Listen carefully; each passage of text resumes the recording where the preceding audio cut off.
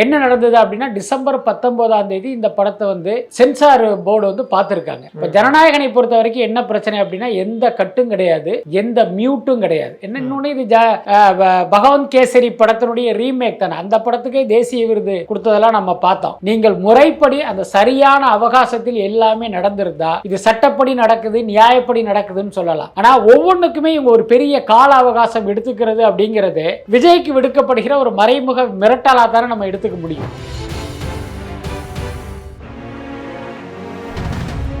ஜனநாயகனுடைய வழக்கு எடுத்துக்கிட்டா எனக்கு தெரிஞ்சு இந்த படம் 9ஆம் தேதி ரிலீஸ் ஆகாது, இதுதான் உண்மை. 10ஆம் தேதி ரிலீஸ் ஆகும் அல்லது இன்னும் ஒரு வாரம் 2 வாரம் தள்ளுவதற்கும் வாய்ப்பு இருக்கு. அதனுடைய அறிகுறியாக அடையாளமாக தான் இன்னைக்கு நீதிபதி அடித்த அந்த கமெண்ட்டை பார்க்கிறேன்.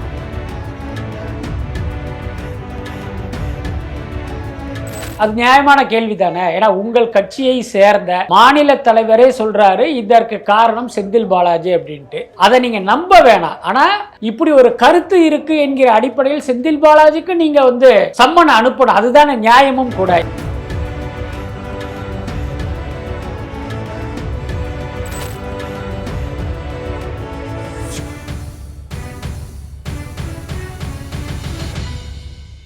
சார் வணக்கம். சார் வணக்கம். எப்படி சார் இருக்கீங்க? இந்த கரூர் துயர சம்பவம் மீண்டும் தமிழக அரசியல் வந்து சூடு பிடிக்க தொடங்கியிருக்கு. விஜய் அவர்கள் வந்து நேரில் ஆஜராக சொல்லியிருக்காங்க சிபிஐ அவர்கள் வரும் 12ஆம் தேதி. ஒரு பக்கம் வந்து இது வந்து இந்த வழக்கா பார்க்கப்பட்டாலும் விஜய்க்கு கொடுக்குற நெருக்கடிகளா பார்க்கப்படுது. விஜய் அவர்கள் என்டிஏ கூட்டணிக்குள்ள வரணும், அதற்காக தான் இந்த மாதிரியான நெருக்கடிகள் வந்து கொடுக்கறதா சொல்றாங்க. ஒரு பக்கம் இந்த வழக்கு, இன்னொரு புறம் வந்து இந்த சென்சார், இதுவும் 2 வகையா போயிட்டு இருக்கு. எப்படி பாக்குறீங்க சார் இதை? முதல்ல இந்த கரூர் சம்பவம் தொடர்பாக சிபிஐ வந்து விஜய்க்கு சம்மன் அனுப்புவது குறித்து சொல்லணும் அப்படின்னா இது நிச்சயமாக ஒன்றிய பாஜக அரசனுடைய ஒரு பழிவாங்கும் நடவடிக்கையாக தான் நான் பார்க்குறேன். என்ன காரணம் அப்படின்னா இப்போ கரூரில் வந்து அந்த சம்பவம் நடந்தது, 41 பேருடைய துயர மரணம் நடந்ததற்கு பிறகு இப்போ அந்த வழக்கு பார்த்திங்கன்னா சிபிஐ கைக்கு வருது. உச்சநீதிமன்ற தீர்ப்பின் அடிப்படையில் வந்து சிபிஐனுடைய கைக்கு வருது. அப்போ அவர்கள் செய்ய வேண்டிய முதல் விஷயம் என்ன, அதாவது பார்த்திங்கன்னா முதல்ல அவங்க யாரெல்லாம் சம்மன் அனுப்பி விசாரிக்கணும்னு நினச்சாங்களோ அப்போவே அவங்க விஜய்க்கும் சம்மனை அனுப்பி இருக்கணும், அதுதான முறை.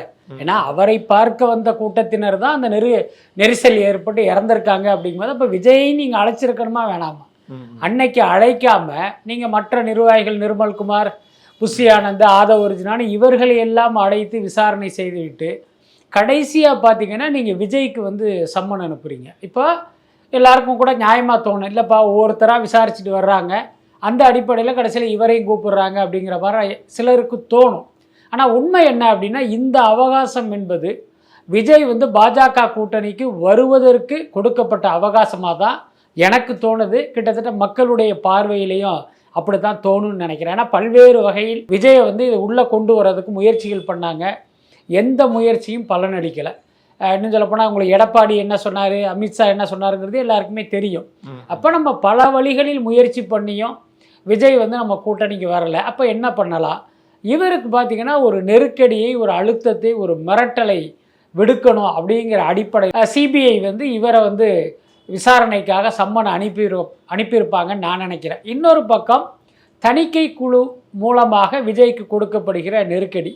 ஜனநாயகன் படத்தை பொறுத்த வரைக்கும் விஜயினுடைய கடைசி படம், அதுக்கப்புறம் அவர் முழு மூச்சா அரசியலுக்கு வரப்போகிறாரு. இப்போ நம்ம இவரை இழுத்துடலான்னு பார்த்தா இவர் இது வரைக்கும் பிடி கொடுக்கல. அது அல்லாமல் போகிற இடமெல்லாம் நம்மளை கொள்கை எதிரின்னு போட்டு பொழந்துக்கிட்டு வேற இருக்கார். அப்போ என்ன பண்ணுறது, இவருடைய வேகத்தை குறைக்கணும், இவருடைய மாசை காலி பண்ணணும்னா இந்த படத்துக்கே நம்ம வந்து ஒரு இடையூறு ஏற்படுத்தணும். அப்படிங்கிறதுனால இன்றைக்கி இந்த வேலையை பார்த்ததா தான் நான் நினைக்கிறேன். இதிலும் கூட என்ன நடந்தது அப்படின்னா டிசம்பர் 19ஆம் தேதி இந்த படத்தை வந்து சென்சார் போர்டு வந்து பார்த்துருக்காங்க. வழக்கமான நடைமுறை என்ன அப்படின்னா படம் பார்ப்பாங்க, படம் பார்த்துட்டு வெளியில் வந்து அந்த ப்ரீவியூ தியேட்டர்லேயே பார்த்தீங்கன்னா ஒரு டிஸ்கஷன் ரூம் இருக்கும், அங்கே போய் உட்காந்துட்டு அந்த தணிக்கை அதிகாரியும் தணிக்கை உறுப்பினர்களும் அவங்களுக்குள்ளே டிஸ்கஸ் பண்ணிக்குவாங்க. இதில் அந்த தணிக்கைக்கு படம் பார்க்குறதுல ஒரு விதிமுறை என்ன அப்படின்னா மொத்தமே ஒரு 4 பேர் 5 பேர் தான் படம் பார்ப்பாங்க. அந்த 5 பேரும் தனித்தனியாக பார்ப்பாங்க. இவர் இந்த வரிசையில் ஒருத்தர் உட்காந்துருப்பார், இன்னொருத்தர் 4வது வரிசையில், இன்னொருத்தர் 7வது வரிசையிலன்னு தனித்தனியாக படம் பார்ப்பாங்க. அதோட அர்த்தம் என்னென்னா படம் பார்க்கும் போதே உங்களுக்குள்ளே டிஸ்கஸ் பண்ணி நீங்கள் இன்ஃப்ளூயன்ஸ் ஆகக்கூடாதுங்கிறதுனால அவங்க பார்வையில் இந்த படம் என்ன தாக்கத்தை ஏற்படுத்தியிருக்கு, எது சரி எது தவறுன்னு அவங்க முடிவெடுக்கணுங்கிறதுனால ஒரு கையில் ஒரு பரீட்சை அட்டையை கொடுத்து பேனாவை கையில் கொடுத்துருவாங்க. இவங்க அங்கேயே நோட் பண்ணிடுவாங்க. இப்போ படம் முடிச்சுட்டு அந்த ரூமுக்கு வந்ததுக்கப்புறம் இவங்க எல்லாருமே டிஸ்கஸ் பண்ணுவாங்க. நீங்கள் உங்கள் பாயிண்ட் என்னன்னு எல்லார்ட்டையும் கேட்டு அந்த மெஜாரிட்டி அடிப்படையில் இந்த படத்துக்கு கற்றுக் கொடுக்குறோமா இல்லையா, ஏதோ ஆட்சேபகரமான வசனங்கள் இருக்கா, என்ன சான்றிதழ் கொடுக்கணும் அப்படிங்கிற எல்லாத்தையுமே அப்போவே முடிவு பண்ணிடுவாங்க. இதெல்லாம் முடிவு பண்ணிவிட்டு அந்த படத்தினுடைய இயக்குனரையும் தயாரிப்பாளரையும் உள்ளே கூப்பிடுவாங்க. நாங்கள் இந்த மாதிரி முடிவு பண்ணியிருக்கோம், உங்களுடைய கருத்து என்ன அப்படின்னு கேட்பாங்க. அவங்க தான் ஓகேம்பாங்க. சில பேர் அப்ஜெக்ட் பண்ணுவாங்க. சில பேர் பார்த்திங்கன்னா படத்தினுடைய வெற்றிக்கே இந்த காட்சி முக்கியம்னு நினைக்கிற ஒரு காட்சியையோ வசனத்தையோ இவங்க வெட்ட சொல்லும் போது அங்கே ஒரு ஆர்கியூமெண்ட் நடக்கும். அதிலும் முடிவு எட்டப்படலை அப்படின்னா இது அடுத்த கட்டமாக ரிவைசிங்க்கு போகும். ஸோ ஒரு பட தணிக்கையில் பார்த்திங்கன்னா இவ்வளவு ப்ராசஸ் இருக்குது. இப்போ ஜனநாயகனை பொறுத்த வரைக்கும் என்ன பிரச்சனை அப்படின்னா எந்த கட்டும் கிடையாது, எந்த மியூட்டும் கிடையாது. இன்னொன்று இது பகவந்த் கேசரி படத்தினுடைய ரீமேக் தானே, அந்த படத்துக்கே தேசிய விருது கொடுத்ததெல்லாம் நம்ம பார்த்தோம். அப்படி இருக்கும்போது இதில் வந்து இப்போ ஆட்சேபகரமாக ஒன்றும் இல்லை. ஆனால் அந்த ஃபைட் சீனில் பார்த்தீங்கன்னா ஒரு பயங்கரமான ஒரு வயலன்ஸ் இருந்ததாக இவங்க ஃபீல் பண்ணி அதை மட்டும் ரீப்ளேஸ் பண்ண சொல்லியிருக்காங்க. அந்த ரூல் 33ன்னு ஒரு விஷயம் இருக்குது. அது பார்த்தீங்கன்னா ஒரு ஷாட்டுக்கு மாற்றாக இன்னொரு ஷாட்டை ரீப்ளேஸ் பண்ணுறது, அந்த மாதிரி ஒரு சஜஷன் கொடுத்து 24ஆம் தேதியை அதையும் இவங்க சப்மிட் பண்ணிட்டாங்க. அப்போ நியாயமாக இந்த சென்சார் போர்டு என்ன பண்ணியிருக்கணும்னா அன்றைக்கே சான்றிதழை இவங்களுக்கு கொடுத்துருக்கணும். ஆனால் இவங்க கொடுக்கலை. என்ன பண்ணாங்க அப்படின்னா 25ஆம் தேதி கிறிஸ்மஸ் முடிஞ்சவொடனே சர்டிஃபிகேட் தர்றோம் அப்படின்னு இழுத்தடிச்சிட்டாங்க. இன்றைக்கி தேதி எத்தனைங்கிறது உங்களுக்கே தெரியும். இது வரைக்கும் அவங்க வந்து சர்டிஃபிகேட் கொடுக்கல. படத்துக்கு இன்னும் ஓரிரு நாட்கள் தான் ரிலீஸுக்கே டைம் இருக்குது. அப்படி இருக்கும்போது வேறு வழி இல்லாமல் இன்றைக்கி நீதிமன்றத்துக்கு போயிருக்காங்க. எதுக்கு சொல்கிறேன் அப்படின்னா நீங்கள் முறைப்படி அந்த சரியான அவகாசத்தில் எல்லாமே நடந்திருந்தா இது சட்டப்படி நடக்குது, நியாயப்படி நடக்குதுன்னு சொல்லலாம். ஆனால் ஒவ்வொன்றுக்குமே இவங்க ஒரு பெரிய கால அவகாசம் எடுத்துக்கிறது அப்படிங்கிறது விஜய்க்கு விடுக்கப்படுகிற ஒரு மறைமுக மிரட்டலாக தானே நம்ம எடுத்துக்க முடியும். புரியுது சார். இப்போ நீதிமன்றம் போயிருக்காங்க, அங்கே நீதி கிடைக்குன்னு பார்த்தா அட்வைஸ் தான் வந்து கிடைச்சிருக்கு. நீங்கள் ஒரு நாள் தள்ளி வரலாமே அப்படின்ற மாதிரி சொல்லியிருக்காங்க. தை பிறந்தால் வழி பிறக்குன்னு வந்து சொல்கிறாங்க. நாங்கள் கேட்டது வந்து சென்சார் சர்டிஃபிகேட் தான், அதை நீங்கள் கொடுக்கலாம். அதை விட்டு தேவையில்லாமல் அந்த அட்வைஸ்லாம் அவரை கொடுத்துட்ருக்காங்களே சார். ஆமாம், வர வர அது நீதிமன்றத்தின் போக்கே வந்து நம்மை போன்றவர்களுக்கு ஒரு கவலையை ஏற்படுத்துவதாக இருக்குது. அது மட்டும் இல்லை, பாமர மக்களுக்கு நீதிமன்றங்கள் மீதான நம்பிக்கை நசிந்து போவதற்கு இது போன்ற விஷயங்கள்லாம் காரணமாயிடுமோன்னு ஒரு எண்ணம் இருக்குது. பொதுவாகவே இந்த வழக்கு மட்டும் இல்லை, பல்வேறு வழக்குகளில் இப்போ திருப்பரங்குன்றம் தீபம் ஏற்றுவது தொடர்பாக வந்த வழக்கை கூட நம்ம சொல்லலாம். அந்த தீர்ப்புக்கு முன்பே இங்கே என்ன மாதிரியான தீர்ப்பு வரப்போகுதுங்கிறத ஒரு சாமானிய மக்களாலே கணிக்க முடிகிற அளவுக்கு நீதிமன்ற நடவடிக்கைகள் இருக்குது. முக்கியமாக அந்த நீதியரசர்கள் அடிக்கிற அந்த கருத்து, அந்த கமெண்ட் இருக்குல்ல, அதை வச்சே நீங்கள் புரிஞ்சுக்கலாம் இதுதான் இந்த வழக்கின் தீர்ப்பாக இருக்கும், இந்த வழக்கில் தீர்ப்பு இவருக்கு தான் சாதகமாக இருக்கும் அப்படிங்கிறத நீங்கள் வந்து கெஸ் பண்ணுற அளவுக்கு தான் இருக்குது. கிட்டத்தட்ட ஜனநாயகனுடைய வழக்கு எடுத்துக்கிட்டால் எனக்கு தெரிஞ்சு இந்த படம் 9ஆம் தேதி ரிலீஸ் ஆகாது, இதுதான் உண்மை. 10ஆம் தேதி ரிலீஸ் ஆகும், அல்லது இன்னும் ஒரு வாரம் 2 வாரம் தள்ளுவதற்கும் வாய்ப்பு இருக்குது. அதனுடைய அறிகுறியாக அடையாளமாகத்தான் இன்றைக்கி நீதிபதி அடித்த அந்த கமெண்ட்டை பார்க்குறேன். ஏன் நீங்கள் 10ஆம் தேதி வந்தா என்ன, தை பிறந்தால் வழி பிறக்குமே அப்படின்றாங்க. அவருடைய கூற்றுப்படி சொல்லணும் அப்படின்னா கூட 10ஆம் தேதி தை கிடையாது, ஏன்னா 14ஆம் தேதி தான் தை பிறக்க போகுது. அப்போ அவர் ஏதோ ஒன்றை அந்த ஜனநாயகன் தயாரிப்பாளருக்கு உணர்த்துவதாகத்தான் நான் நினைக்கிறேன். அதுக்கப்புறம் நீதிமன்றத்துக்கு ஒருவர் எதற்காக வருகிறார், தனக்கு நீதி கேட்டு தான் அந்த நீதிமன்றத்தின் கதவை தட்டுகிறார்களே தவிர நீதிபதியின் கருத்தை கேட்பதற்காக அல்ல. இதை நீதிபதிகள் வந்து தயவு செஞ்சு உணரணும் அப்படிங்கிறது தான் மக்களுடைய எதிர்பார்ப்பாக இருக்குது. அதை அவங்க புரிஞ்சுக்கணும். இன்னொன்று, ஒரு படத்தை தணிக்கைக்கு அனுப்பணும், அவங்க வந்து சான்றிதழ் கொடுக்கல, 350 கோடி ரூபா போட்டு ஒருத்தர் படம் எடுத்திருக்கார் அப்படின்னா அவருடைய நிலைமையை நீங்கள் யோசிச்சு பாருங்க. அப்படி இருக்கும்போது நீங்கள் 9ஆம் தேதி வேணாம் 10ஆம் தேதி வாங்கலை அப்படிங்கிறதுலாம் என்ன கருத்துன்னு புரியல. இந்த படம் தணிக்கை சான்றிதழ் வழங்குவதற்கு தகுதியான படமாக இல்லையா, அதுக்கடுத்து அடுத்த நாளே சான்றிதழ் கொடுப்பது தான் நடைமுறை, நீங்கள் ஏன் 15 நாளாக இழுத்தடிக்கிறீங்கிற இந்த கேள்வியை தானே நீதிமன்றம் கேட்கணும். அதை கேட்காம இந்த மாதிரி கருத்து சொல்கிறதெல்லாம் நம்ம எப்படி ஏற்க முடியும்? அதுக்கப்புறம் தணிக்கை குழு சார்பாக ஒரு கருத்து சொல்கிறாங்க, இந்த படத்தில் மதம் தொடர்பாக காட்சிகள் இருப்பதாக புகார் வந்தது. யார் கொடுத்தா புகார், யார் அந்த படத்தை பார்த்தா? இன்னும் அந்த படம் ரிலீஸே ஆகலை. ரொம்ப வெளிப்படையாக சொல்லணும்னா ஜனநாயகன் படத்தை முழுமையாக பார்த்தது தணிக்கை குழுவினர் மட்டும்தான், வேறு யாருமே கிடையாது. அந்த படத்தில் நடித்தவர்களும் பார்க்கல, என்ன அந்த படத்தில் பணியாற்றியவர்களும் பார்க்கல. இதுதான் உண்மை. ரொம்ப வெளிப்படையாக சொன்னால் விஜயே அந்த படத்தை இன்னும் பார்க்கலையே. அப்படி இருக்கும்போது யார் உங்களுக்கு புகார் கொடுத்தது? அப்போ இந்த படம் வெளிவரக்கூடாது என்று திட்டமிட்டு ஒரு சதி வலை பின்னப்படுவது உறுதியாக தெரியுது. ஓகே சார், இப்போ அந்த சதி வலை பின்றது வந்து யார் சார்? மத்திய அரசா இல்லை மாநில அரசு? நிச்சயமாக மத்திய அரசு தான். அதில் எந்த மாற்றமும் இல்லை. என்ன காரணம்? பாஜக தாவேக தன்னுடைய கொள்கை எதிரியாக அடையாளம் காட்டப்பட்ட ஒரு கட்சி. அதே நேரம் அதையெல்லாம் தொடச்சி போட்டுட்டு, நாஞ்சில் சம்பத் பாசையில் சொன்னா அந்த துப்புனதையெல்லாம் தொடச்சி போட்டுட்டு தாவேகாவோடு கூட்டணி அமைப்பதற்கு பாஜக துடிச்சுக்கிட்டு இருக்கு. என்ன காரணம்னா, பாஜகவால் தனித்து தமிழ்நாட்டில் பார்த்தீங்கன்னா ஒரு சீட்டை கூட பிடிக்க முடியாது. இதுதான் உண்மை. நான் நோட்டாவோடு வேணா போட்டி போட முடியுமே தவிர உங்களால் ஒரு கௌரவமான இடத்தையும் பிடிக்க முடியாது, வாக்குகளையும் பெற முடியாது. அப்போ ஏதோ ஒரு திராவிட கட்சியின் முதுகில் ஆட்சி பண்ணணும். அதுதான் இவ்வளவு நாள் அவங்க செய்தது. இப்போ அவர்களை விட ஒரு பெரிய சக்தியாக தாவேகா வளர்ந்து நிற்குது. அப்போ தாவேகா நம்ம கூட்டணியில் இருந்தால் நாம் நினச்ச மாதிரி அதிக எண்ணிக்கையில் தொகுதிகளில் வெற்றி பெற முடியும். அதை வச்சு இந்த கட்சிகளை மிரட்டி அதிகாரத்தையும் நம்ம அபகரிக்க முடியும்னு அவங்க ஒரு கணக்கு போட்டாங்க. அந்த கணக்குக்கு வந்து விஜய் வந்து உடன்படல். அதனால தான் அவர்கள் கையில் இருக்கிற அமைப்புகள் மூலமாக இப்படி ஒரு மிரட்டலை கொடுக்குறாங்க. வழக்கமாக என்ன பண்ணுவாங்க? இடி அனுப்புவாங்க அல்லது ஐடி அனுப்புவாங்க. விஜய் வந்து ஒரு நடிகர் அப்படிங்கிறதுனால தணிக்கை குழுவையும் தங்களுடைய ஏவல் நாயா அவங்க பயன்படுத்துகிறாங்க. இதுதான் உண்மை. இப்போ இந்த கரூர் வழக்குக்குள்ள வரும். அமித்ஷா இருக்கும்போதே நயின நாகேந்திரன் வந்து சொன்னது என்னன்னா, இந்த கரூர் துயர சம்பவத்துக்கு காரணம் வந்து செந்தில் பாலாஜி தான் சொல்லிட்டு ஒரு மேடையிலே வந்து சொல்லியிருக்காரு. அப்படி இருக்கும்போது திரும்பவும் இந்த சம்மன் ஏன் சொல்லிட்டு சில அரசியல் விமர்சகர்கள் வந்து கேட்குறாங்க.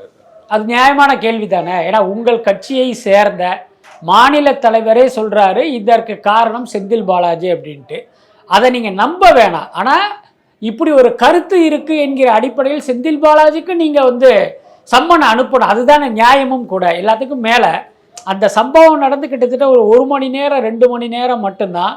என்னடா அது விஜய் வந்து இந்த மாதிரியான ஒரு சம்பவத்துக்கு காரணம் ஆயிட்டாரேங்கிற ஒரு கருத்து எல்லாருக்கும் ஏற்பட்டது. ஆனால் அடுத்தடுத்த மணி நேரத்தில் பார்த்தீங்கன்னா அந்த காட்சிகள் அப்படி மாறி இதுக்கு பின்னால் சதி இருக்குமோ அப்படின்னு மக்கள் எண்ணுகிற அளவுக்கு பல்வேறு சம்பவங்கள் பார்த்தீங்கன்னா அப்படியே அம்பலமாயிட்டே இருந்தது. இப்போ திமுகவுடைய பேனர் ஒட்டிய ஆம்புலன்ஸ் வந்ததாக இருக்கட்டும், விபத்து நடந்த அரை மணி நேரத்துக்குள்ளே செந்தில் பாலாஜி வந்து அரசு மருத்துவமனையில் போய் அப்படி நின்னதாக இருக்கட்டும், அன்பில் மகேஷ் பொய்யாமொழி வந்து ஒரு கண்ணீர் நாடகம் நடத்தினதாக இருக்கட்டும், இதெல்லாம் வரிசையாக தொகுத்து பார்க்கும்போது இது வந்து இவர்களுடைய சதியாக இருக்குமோ அப்படிங்கிற ஒரு எண்ணம் பலருக்கும் ஏற்பட்டது. அப்போ இந்த வழக்கை விசாரிக்கிற சிபிஐக்கு இந்த சந்தேகம் எழாமல் போனது. அது ஒரு முக்கியமான கேள்வியா இல்லையா? அதுக்கடுத்து இத்தனை நாள் உங்களுக்கு ஏற்படலை. ஆனால் உங்களை இயக்குகிற பாஜகவின் மாநில தலைவரே இப்படி ஒரு கருத்தை சொல்லும் போது அதையும் நீங்கள் காதில் வாங்காமல் ஏன் விஜயை வந்து டார்கெட் பண்ணுறீங்க? அப்போ இவர்களுடைய நோக்கம் திமுகவை வீழ்த்துவது அல்ல, தாவேகாவை வீழ்த்துவதா இருக்கு அப்படின்னு தான் நம்ம எடுத்துக்க வேண்டியதா இருக்கு. அந்த கரூர் வழக்கில் வந்து விஜய் அவர்கள் வந்து சிறைக்கு போகிறதுக்கான வாய்ப்புகள் இருக்கும் வந்து சொல்கிறாங்களே சார். அல்ல, இது எல்லாருடைய ஆசை அல்லது யூகம், அப்படி தான் நம்ம எடுத்துக்க வேண்டியதாக இருக்குது. எல்லாருக்கும் தெரியும் கரூரில் நடந்தது நம்முடைய பார்வையில் வந்து ஒரு விபத்து. அதே நேரம் பலருக்கும் விஜய் உட்பட இது வந்து ஒரு சதி செயல் அப்படிங்கிற சந்தேகம் இருக்குது. அதுக்குள்ளே நம்ம போக வேணாம். நமக்கு கிடைத்த செய்திகளின் அடிப்படையில், நாம் பார்த்த காட்சிகளின் அடிப்படையில் சொல்லணும் அப்படின்னா இது வந்து ஒரு விபத்து. ஒரு நடிகரை பார்க்கணும் அப்படிங்கிற ஒரு பேராவலில் அளவுக்கு அதிகமாக திரண்ட கூட்டத்தில் ஏற்பட்ட நெரிசல் வந்து இந்த உயிரிழப்புக்கு காரணம்.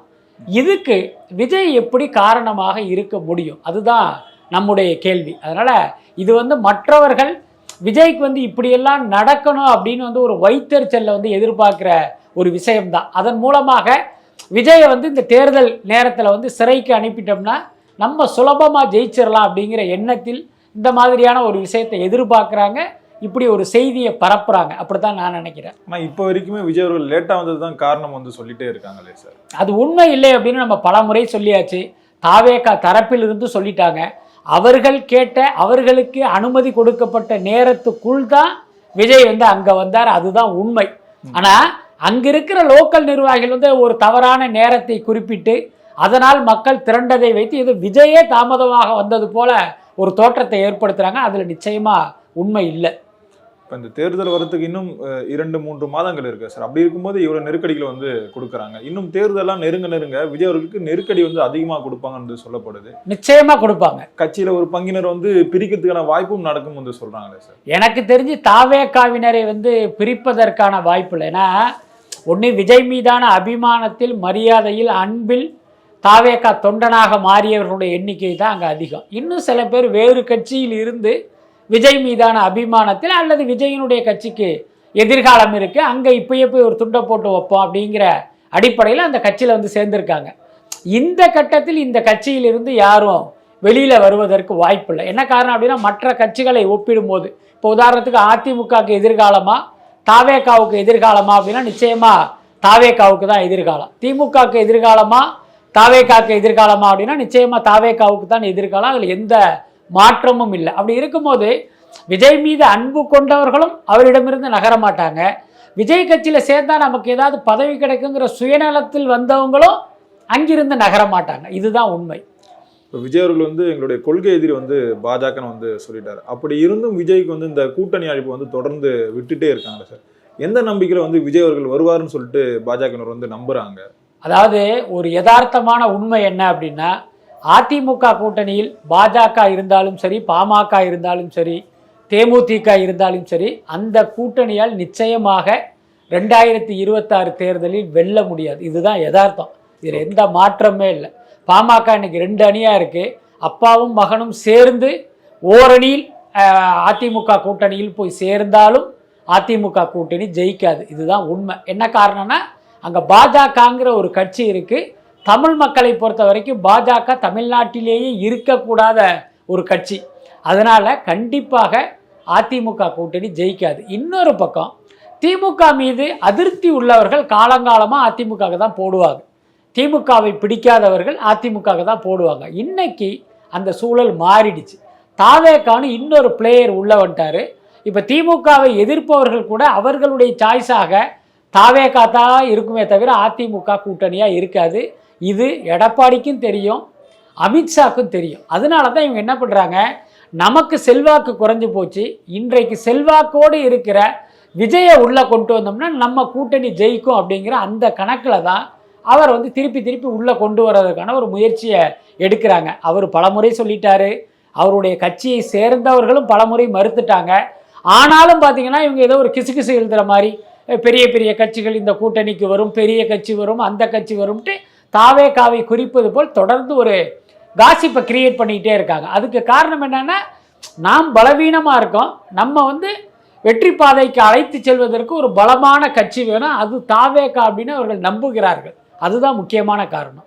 அதே மாதிரி அமித்ஷா அவர்கள் வந்து விஜய்க்கு 2 டாஸ்க் வந்து கொடுத்துட்டு தான் வந்து சொல்றாங்க. ஒன்று, நீங்கள் வந்து என்டிஏ கூட்டணிக்குள்ள வரணும், இல்லை திமுக ஓட்டை வந்து உடைக்கணும் அப்படின்ற மாதிரி சொன்னதா ஒரு தகவல் போயிட்டே இருக்கு சார். அதாவது தாவேகா இன்னைக்கு வந்து களத்தில் இருக்கு. விஜயினுடைய பாசையில் சொல்லணும்னா தாவேகா விசஸ் திமுக தான். அப்படி இருக்கும்போது நிச்சயமாக திமுகவுக்கு வருகிற வாக்குகளை விஜய் தன் பக்கம் இழுப்பாருங்கிறது சின்ன பிள்ளைக்கு கூட தெரியும். இதை வந்து அமித்ஷா கூப்பிட்டு அவருக்கு டாஸ்க் கொடுக்கணுமா என்ன, அதெல்லாம் அவசியமே இல்லை. அது எல்லாமே ரொம்ப ஒரு தவறான பிரச்சாரமாக தான் நான் பார்க்குறேன். இன்னொன்று, அமித்ஷாவுடைய சொல் பேச்சு கேட்டு விஜய் வந்து கட்சி நடத்தலை. நீங்கள் எடப்பாடியை சொல்லுங்கள் ஒத்துக்கலாம், சீமானை சொல்லுங்கள் ஒத்துக்கலாம். எடப்பாடி வந்து பகிரங்கமாகவே அமித்ஷாவுடைய சொல் பேச்சு கேட்டு தான் அந்த கட்சியையும் அந்த கூட்டணியையும் வழி நடத்துகிறாரு. நாம் தமிழர் கட்சியை நடத்தி கொண்டிருக்கிற சீமான் வந்து நிர்மலா சீதாராமன் மூலமாக அமித்ஷாவுடைய விருப்பங்களை நிறைவேற்றுகிறவராக அவர் இருக்கார். மற்றபடி விஜயை வந்து இந்த மாதிரியான ஒரு அடையாளத்துக்குள் கொண்டு வர்றது சரியான விஷயம் இல்லைன்னு நினைக்கிறேன். பொறுத்திருந்து பார்ப்போம் சார் என்ன நடக்குதுன்னு. ரொம்ப நன்றிகள் சார், எங்களோட நேரம் பகிர்ந்தமைக்கு. நன்றி சார். நன்றி.